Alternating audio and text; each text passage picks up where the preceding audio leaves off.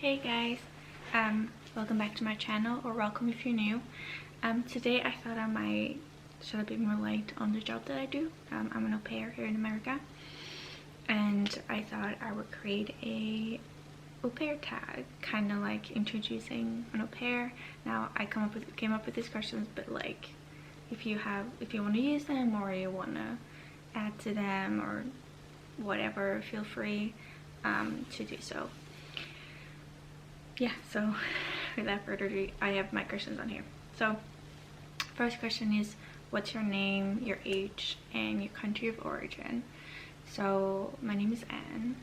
I am 27 years old, turning 28 next month, and I'm originally from Belgium.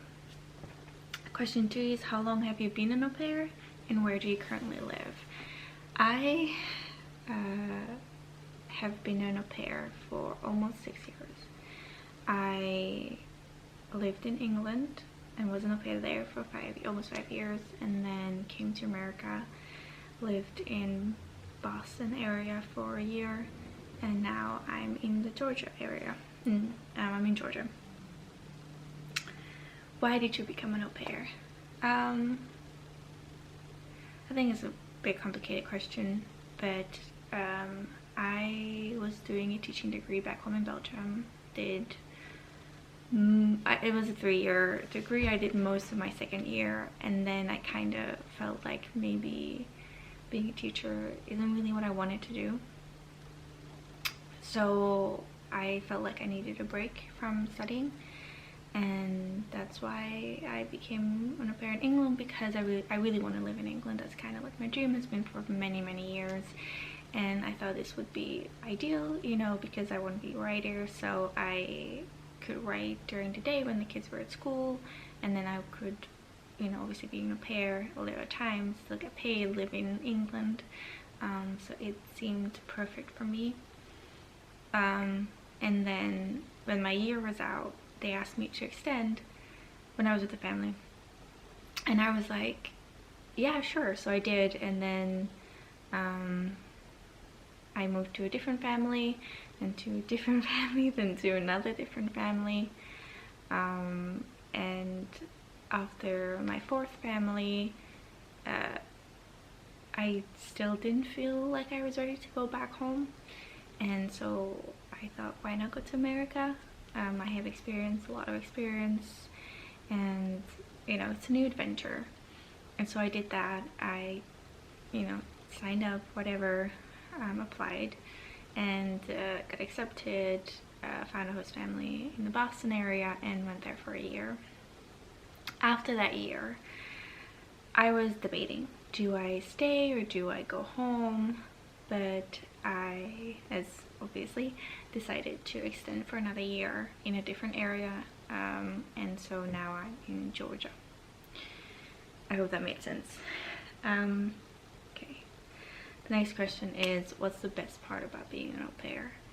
And I would have to say, most of the time it's the kids. It's bonding with them, watching them grow, helping them grow,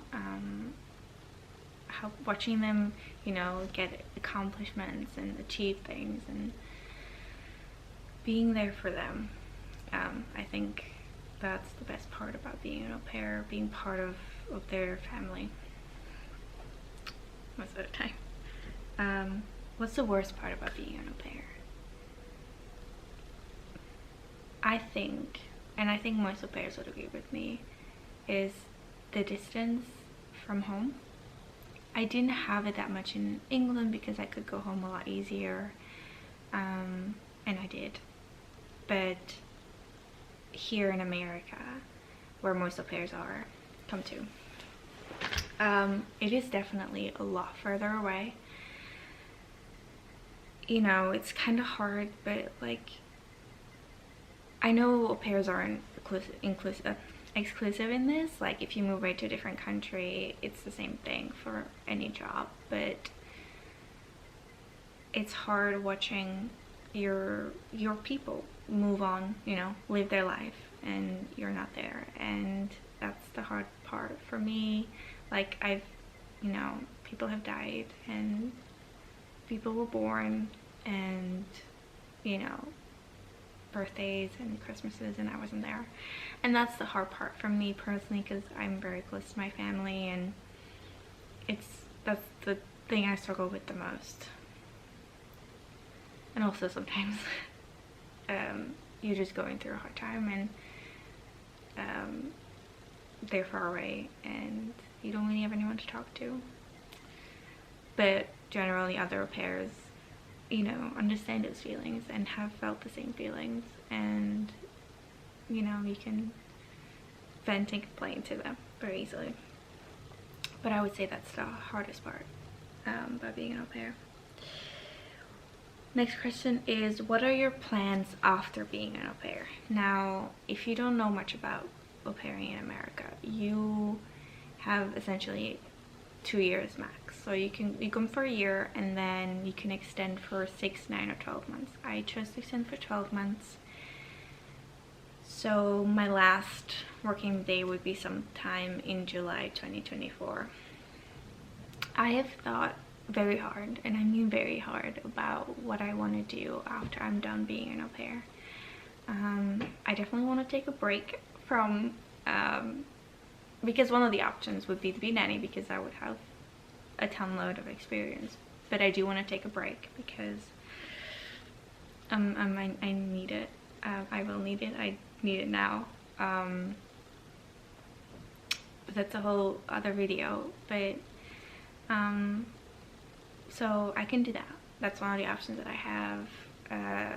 I could go back home to Belgium and finish my teaching degree, which I'm kind of leaning towards, because I don't have a degree, obviously, because I stopped in the middle of it. The other, not necessarily a complication, but it makes it more complicated, is that I have a boyfriend here. He's actually in Georgia. He's down south. You know, and it complicates matters because we've been together for a while.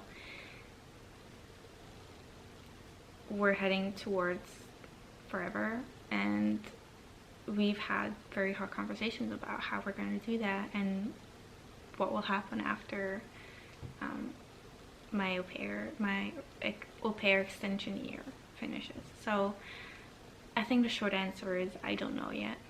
And you may think I have a lot of time because it's only August, but I don't really, because if I want to go back to school, I need to get that ready. If me and my boyfriend end up getting married, like, I feel a lot of pressure about it,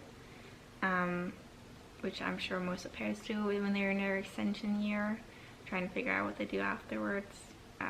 But yeah, so the short answer is that I'm not sure yet. But I will definitely think about it and talk about it, and I'll have to figure it out, because obviously I can't be an au pair forever. I don't want to be an au pair forever, but it is bittersweet that this is my last year. So, okay, and then the final question is, any tips or recommendations for future or current au pairs? I think my main one is to really talk with potential host families.